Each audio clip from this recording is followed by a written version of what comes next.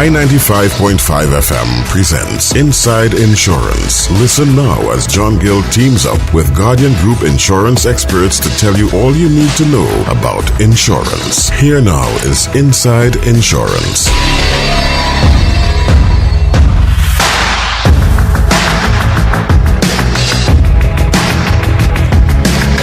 3:30 and TNT, and good afternoon and welcome to Inside Insurance on 95.5 FM, brought to you by Guardian Group. And it's a program where we talk to Guardian Group insurance experts, and we talk all about insurance. Last week we dealt with retirement and planning for your retirement, and this week we'll be dealing with home insurance, insuring your home, its contents, and so forth. And we have, of course, in studio with us Mr. David Leaping from Guardian General or Guardian Group. We should just say Guardian Group. All right, good. So, good afternoon. Welcome to you, David. Good afternoon, John. How are you doing? Very well, thank you. Good to hear. Yeah. Right, you've been here before, so this should be. Come on, you're accustomed, right? Right. So today we're talking home insurance, David. Yeah. Because lots of homes going up all over the place. Yeah. People are building, people are receiving houses from government, etc., etc. So houses are in the air, as we would say. So let's talk home insurance. And what are the things that a home can be insured for? When you talk home insurance, what are the things, home insurance? Tell us, what can I be insured for under home insurance? Home insurance, which really refers to residential type properties.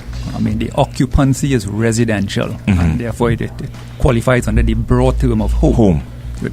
So these residential properties, they're subject to all sorts of varying losses, and therefore the insurances that are provided are generally fire, which is the major ones, earthquakes, hurricanes, floods, explosion, malicious damage. In the case of the residential, including burglary or theft. Right. So we're talking, so you can insure your house. Yes, you can actually insure the structure. Which is the actual structure, the building. Right, the building. Yeah. And you can insure it against perils. Yes, those perils I've just mentioned there. Fire, theft, earthquake, flood, hurricane, so forth. Riot? Yes, riot and strike as well. Okay, yes. Good. And malicious damage. Right, any kind of malicious damage. Yeah. All right, good. And then you can also insure the contents of the home. And the contents, generally speaking, would be anything that is inside the house or inside the building, which would include all your appliances, whether they be big or small, furniture, fixtures, fittings. You may have stereo equipment, video equipment, works of art, right down to the computers, jewelry, valuables, iPads, etc., and right down to even including the contents of your freezer and fridge. Okay, clothing. Yes, clothing. Of course, but normal part jewelry, of etc., etc. Yes. All right. So again, you can insure against perils. What about? Can you insure for what are known as, how you call them, extensions? Yes, yeah. And that would include what? What I have just outlined there are the main perils. Right. The homeowner's policy is divided into different sections, and the building and the contents are the two main sections. They are really the two main sections. There are some subsidiary sections as well, which we'll talk about later. But you were asking about extensions. The extensions. Yeah, what? The ones that come to mind off the top of my cup is professional fees. For example, after a loss, you require your architects to come in, your engineers, the fair, even legal fees, etc. Those fees are can be part of your claims. As a matter of fact, the very first move after a loss is to remove the debris from the site. Right. And although we didn't insure debris, we insured the building and all the contents. There will be debris after a loss. Right. The cost of the removal of that debris can also be claimed. That's an extension on the policy. Right. But those are limited to certain values and certain percentages. Right. Yeah. And what about personal liability? Another important extension is alternative accommodation, commonly known as rent. Right. So in the event that you were displaced after the loss and you had to rent somewhere else, the rental of that somewhere else is covered again up to certain limits. Up to certain and limits. The reason for the limits is because these are really extensions onto the main policy. Yeah. And you can buy it at whatever, you can purchase all at of whatever, those, yes. at whatever level you choose. No, in terms of the building, you really should be guided by the replacement cost of reconstruction of the building. I'm talking about for the extensions, like the removal of debris. The extensions are generally limited to certain percentages, which are fixed of your fixed sum percentages insured, of the sum insured. Yeah. Okay, I understand. Yeah. All right, how would I have to apply for home insurance? There are various routes you can go. One is you visit the insurance company, you pay a visit to them, and you negotiate. It starts with an application form. Some people refer to it as a proposal form. That's one way. You can talk to your salesperson. You can visit your agent, or you can do it through the services of an insurance broker. Those are the various mediums in which you can actually do the insurances. Yeah. Now, you said proposal form. Can I ask a question? Why is it called a proposal form, though? Because you are actually proposing to the insurance company for insurance. At this price? Well, you are proposing, right? And the insurance company may or may not accept. Okay, I see. They so that's why it's called a proposal form. Or decline. Yeah. All right, makes sense. All right, so... Right, and once again, if you're just joining us, we're talking home insurance, and of course, I forgot to mention, if you'd like to send in a question, you can text 4955. The text board is open. I'm going to test something today, David. I'll ask people, you can call at 622-622-3937. I'm going to be screening your calls, and if they're anything but what we're talking about directly, we won't accept it. So we'll take some calls in a little bit. Also, you can send your emails to insideinsure@gmail.com.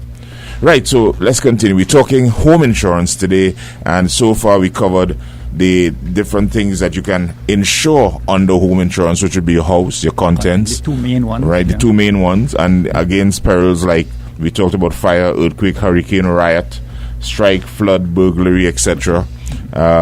We talked about some of the extensions that you can get on the policy, which would be the professional fees like your architect for rebuilding and so forth, and removal of debris, and also alternate accommodation. Right? Now, what are some of the other risks that are covered, other types of cover that you can get under the homeowner's policy? All right. John, let me say that the homeowner's policy was designed in such a way that it really had the individual in mind. And the individual is exposed to various types of risk as well. It's no different to the business place. So that the individual carries around with him potential liabilities every day. People may visit your homes, etc. Things go wrong and they are injured. They get injuries as a result. And these days we're talking about dangerous dogs as well. Yeah, so that's right. a different type of thing. But is that covered under, can that be covered under? In some policies it is, but you need to really check your wording to see how it's done. And then in addition to that, you have the personal liability extensions, which actually insures you as a private individual for your liability. And it does not, that injury or incident does not necessarily have to happen at your home. It could be anywhere within the geographic limit. In this case, we're talking Trinidad and Tobago. Yeah. So, for example, you're riding your bicycle, injure somebody. Where does it come from? You know, if you had motor insurance, that would be insured under your motor vehicle. Right. But you're riding your bicycle, so that's your in your private capacity. Right. Yeah. So that can be covered under homeowners. Under the liability section of the homeowners policy. Yeah. How does one determine your sum insured? What would be, let's say, like a rule of thumb? The best guide really is to have valuations based on quantities or quantity surveys. Many people tend to use real estate type valuations, but that is really not the best guide, because real estate values depends on affluence of a society or a particular area, etc. And let me explain that a little better. If you had two identical houses, let's say a standard 4-bedroom private residence on one lot of land, and that resident in that one lot of land happens to be in Goodwood Park, and the other one happens to be maybe say in Barataria or so, the real estate values are vastly different. Correct. I mean, because one is in the affluent areas. But from a construction point of view, it will take the same 1,000 blocks, the same 200 galvanized, the same 3 truckloads of sand to reconstruct that house, And in terms of construction, both of them should really cost the same. Right. But in terms of a market valuation, they are vastly different. Because of the locations. Because of locations and different things. Yeah. So reconstruction value, as we say, reinstatement values are really the better guide, and those are obtained really from the quantity surveyors. But and I hear you, but sometimes if depending on where you're building your home, your service people tend to vary the cost, based on where you live, because they feel you could afford more. You know what I mean? Mm-hmm. So how does one deal with something like that? Then what comes into play would be, I suppose, reasonable and customary costing for those kind of services. Right. Yeah. Okay. I know what you mean. We see it all the time. Yeah, we see it all the time. The people in the West get charged more than the people in the East. Yeah, sort of thing. Because it happens. It happens. It's a reality. And we're not just talking about the cost of the materials may be the same. Yeah. But the cost of the labor may differ vastly. Yeah. So whereas I hear you, that same house if you build it in Barataria should cost the same. It could actually cost you more in a more affluent neighborhood. Yeah. All right, fair enough. So you should insure your property really based on a valuation by a reputable firm, quantity surveyor. Yeah, preferably. Yeah. Is it absolutely necessary? Is it like a prerequisite? You must come with your quantity surveyor evaluation? No, it's not absolutely necessary. If you have it, it's an advantage, because if losses occur in the future, there are very little arguments. Okay. All right. Let me ask this, David. If I were to over-insure my home, in other words, I make the error and I insure it not for the actual cost of building it, but the cost of the market value. What happens in a case like that? One of the principles of insurance is really indemnity. And that principle says that you must be put back into the same position you were in if the loss had not occurred. And if you are put back in a better position, then you are over indemnified, and that violates the principle of indemnity. So it should not happen. But if I were to come into and is that why probably it's better to deal with an insurance agent who could advise you in terms of, listen, if you try to to insure the house for the market value, you could then say that is not advisable because X, Y, Z. Well, again, insurance agents and insurance people are not really professional valuators. So you find that they tend to stay away from giving valuation opinions. Right.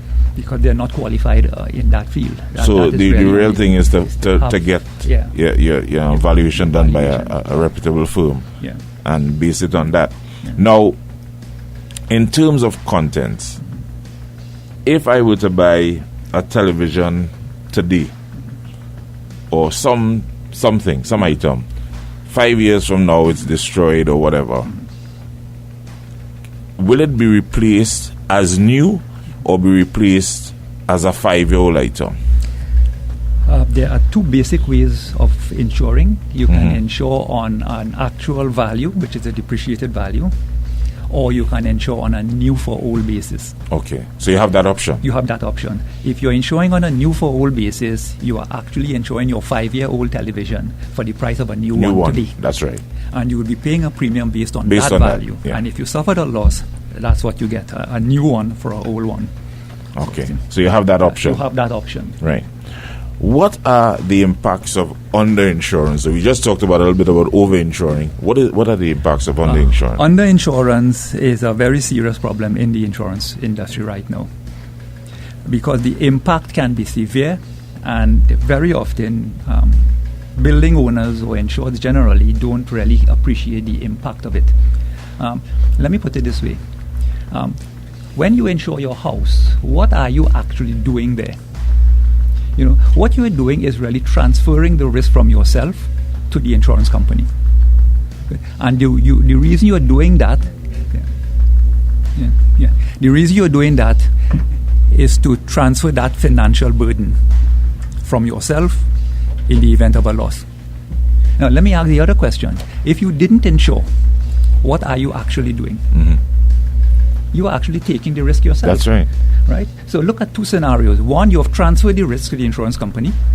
But you haven't transferred enough. No, but you have transferred it. Right. And the second instance, you said, I'm not going to insure. Right. So what you have done is retain the risk for yourself. Right.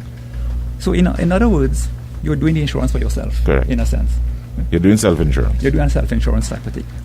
So when you are underinsured, and let's put an example. Your building is really valued at $1 million. That is what it will cost to replace. But you decide you want to insure it for $500,000. So that's a 50%. Right. You have insured 50% with the insurance company, and you have insured 50% with yourself. You have paid 50% of the premium to the insurance company, and you have paid 50% to yourself. In the event of a loss, what would you expect to collect? 50%. You expect to collect 50% from the insurance company and 50% from yourself. Now that's the whole principle of it. But of course, when the insurance company tells you, well, you are now entitled to 50%, that is where the misunderstanding comes in, and it creates all sorts of contention. Mm-hmm. I understand. Yeah. All right, we're going to take a short break, and when we come back, we're going to continue talking. We're talking home insurance, and we're going to open up the lines a little bit. Carefully take a couple calls, and of course, you can also text 4955 any questions that you may have. Accidents will happen. But with Garden Group's comprehensive range of insurance policies, we can take care of all the things you care for. From your car to your house, to your contents, to fire insurance, and much more. Garden Group. Live safe. Live easy. Welcome back once again, and we are inside of the program, Inside Insurance on 995.5 FM. I have my Guardian Life, my Guardian General, expert with me, Mr. David Leaping, and we're talking home insurance, and we have learned quite a bit so far. Now, we talked about the impacts of underinsurance, of overinsurance. We talked about how to determine your sum insured. How much do I pay for insurance? I can tell you how it is arrived at, right? Because different people will have different prices. Okay. Buildings are generally classified into three very, very broad categories. And we refer to them as Class A, Class B, and Class C. The Class A would be the more superior type constructions. They are built of brick, concrete, hard roof, etc. Whereas the C class would be of wooden type structures. And the difference in construction will partly determine the costing. Mm-hmm. If I were to give you a sort of ballpark figure for the A-class type construction, that is going to be probably somewhere in the region of somewhere between 0.3 and 0.5% of the value or of the sum insured. Sure. Just to give a rough thing. Because a lot of other things go into it, locations, whether you're in a flood-prone area, you're on the hillside, all these things would be subsidence and landslips type of thing. Yeah. So it's a range of factors that go into arriving at that premium. Right. We just had a call, and I took the question because and the person was asking, condominiums. Can a condominium, because a condominium is actually a part of a larger building, can you insure a condominium? Yes, condominiums can be insured, and they are insured in different ways. Let me just mention, for example, in some of the overseas territories, these condominiums are governed by laws. In Trinidad and Tobago, there are no equivalent laws to govern condominium type structures. Right. And whilst these condominium type structures are all residential, you may have 36 apartments in this structure. One building, one building, etc. And they're all residential, so therefore they qualify as homes. Correct. Sort of thing. Insurance companies would much prefer it to insure the whole block, so that when there are losses, we are dealing with one client, as it were, sort of thing, even though it's individual owners.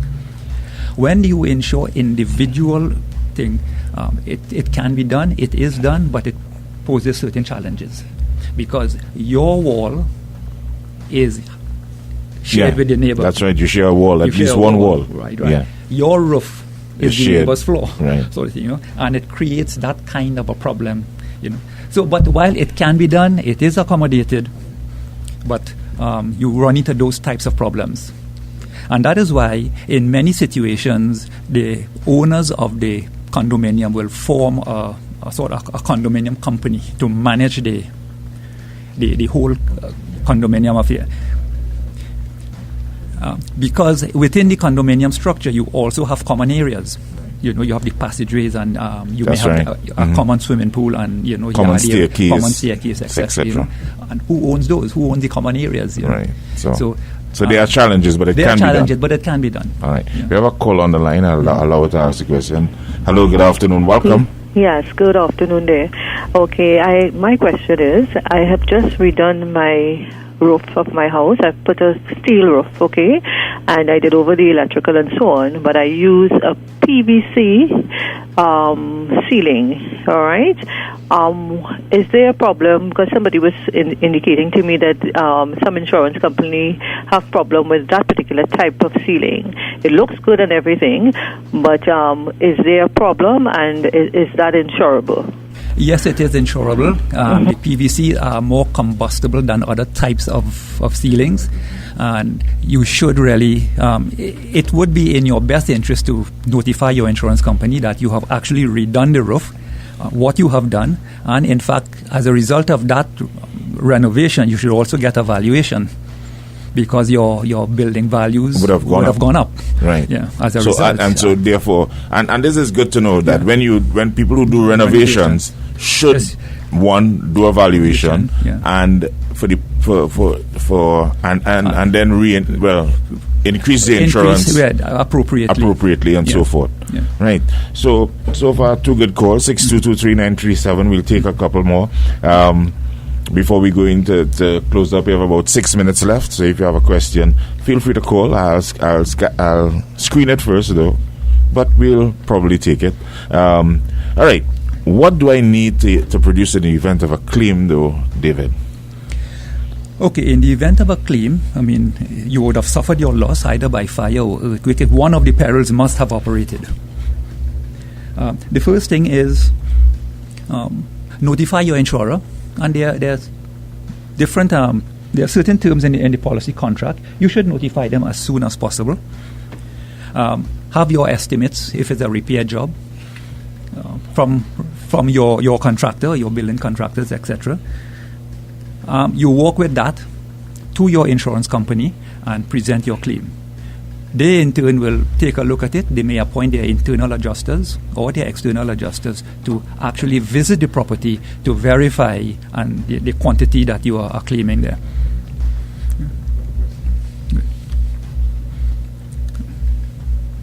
So, yeah. Yeah. All right. We have a question here from the text board. What about an HDC house? Can you insure it if you have not obtained your deed as yet? Yeah. If you have not obtained your deed as yet, what is happening there is that you do not have a documented certificate of ownership. See? But once you have an insurable interest in it, in other words, it's already agreed that you have owned it, you have done the necessary things, it's just that piece of paper you're waiting on, yes, you do have an insurable interest, and therefore you can insure it. So the piece of paper, actual piece of paper, whilst it is important, it's not absolutely necessary at that stage. One assumes that you will get your piece of paper, your deed, at some future date to substantiate your ownership at that time. Yeah. Yeah. All right, David, we have an interesting question. I'll let the person ask it, and probably you could provide an answer. Hello, good afternoon, caller. Yeah. A pleasant good afternoon, sir. Mm-hmm. Yes, I have a question. Why isn't an insurance policy after paying for a period of years? Why isn't that insurance redeemable if a claim hasn't been made and the person decided to migrate and no claim has been made in that property? And you're talking home insurance here, right? Home insurance, of course. All right. Okay. Thanks for your call.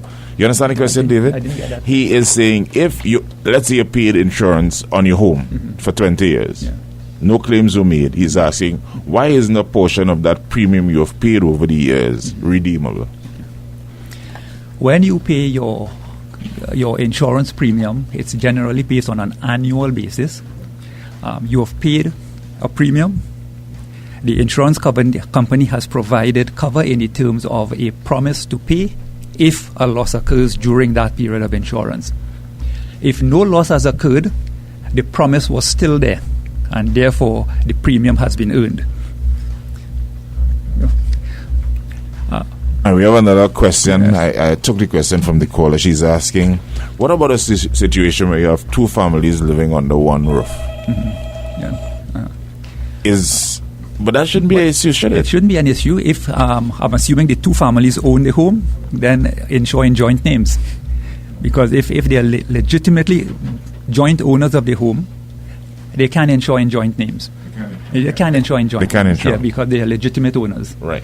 Yes. All right. Somebody says, what criteria qualifies a structure for insurance? Can apartments be... Well, we answered that already. Yeah. Mm-hmm. What about temporary structures like a container structure? It is something that can be done. Insurers don't particularly like to do it, but there are legitimate cases where structures are temporary in nature, whilst a permanent one is being built. Right. In fact, the temporary one might be actually on site with the permanent one, Right. And temporary structures can be insured. Yeah. And the contents and the contents as well. Okay. How does your company treat with pit bulls or dangerous dogs under home insurance? We kind of dealt with that. Yeah. You can recover it under the public liability section or the personal liability section. Personal or public? Well, the public may have some issues there. Okay. Because in the public liability, the incident must happen at your premises, at your address. Good. Okay. And if the pit bull were to get away, for example, and bite somebody on the road outside, right? Yeah. Then you get into some contentious areas. If you had the personal liability, then there is no contention there. Yeah. Just so. All right, let's take this call. We're getting a lot of calls. Hello, good afternoon.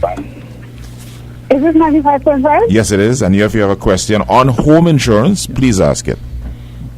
But I'd like to find out. The question was asked a while ago. Suppose the person has been paying his insurance for a number of years, and then migrating. Why doesn't he receive maybe a portion of what he has paid? No, we're talking home insurance and not life, huh? No, it's home insurance I'm speaking about. Okay, go ahead. His home was insured for a time, right? And then after about 20 years, he migrated. He never received anything because he never issued any claim. Red, I think David dealt with that just now. He just dealt with that a while ago. I didn't hear that. I'll ask him to repeat it for you. All right? So listen out now. So David, you want to repeat that again? Okay. Home insurance is normally done on an annual basis. You pay a premium, and the insurance company provides you with insurance cover for a year. That promise to pay if the loss occurs is what you are actually insuring for. Okay. So if the 12-month period has run and no losses have occurred, you have actually paid a premium for that. Whether loss has occurred or not, the promise to pay was always there. If the loss had occurred, that promise would have been fulfilled and the loss would have been paid. But in this case, the loss had not occurred. The promise to pay was still there and was always there, and therefore the premium has been earned. And then it happens again and again and again, and many years down the road, is the same thing is happening all the time. Right, I think that's a fair enough answer. Yeah. All right, I want to say thank you very much, David. We had a lot of call. There are a lot more coming in, but we can't. Time is up, right? So I want to say thanks to you, Mr. David Leoping from Guardian General. And we've been talking home insurance today on Inside Insurance. And you can tune in at the last Friday in the month for more on Inside Insurance. Thank you very much.